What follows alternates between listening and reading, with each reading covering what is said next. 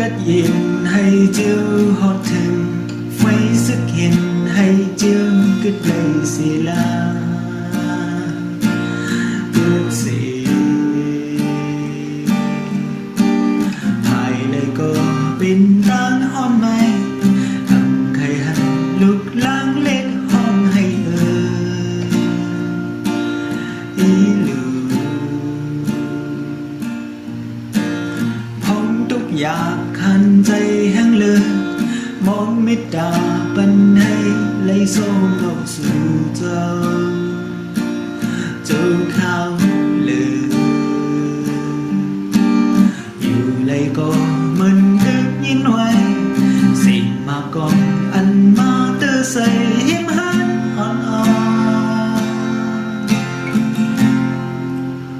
หอบเอาลูกตกใจไปเปลี่ยนกองเสียงนั้นคนโมจดวันตื่นสายมีผ่านก็เล็กคำคืนยังเย็นเป็นปางดึกกว่า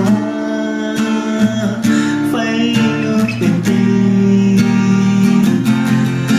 ก็เลยดื้อมาเล่นตีหึงเอาข้างอยู่นั้นเลยหูอยู่ยินอยู่ของหึงมีให้ดื้อกว่าเธอด้วยเลยดูข้าดอก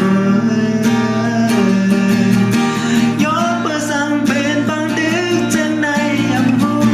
ให้เลยเคยมีคนลีก็ยาวอับลีเลยมียาวบางดื้อขึ้นในขึ้นบางดื้อมือในจอมดีเลยขึ้นแดดขึ้นบางดื้อมือในตาเย็นใจกลางวันเมืองตั้งกัดยินให้เจียวฮอตถึงไฟสึกเข็น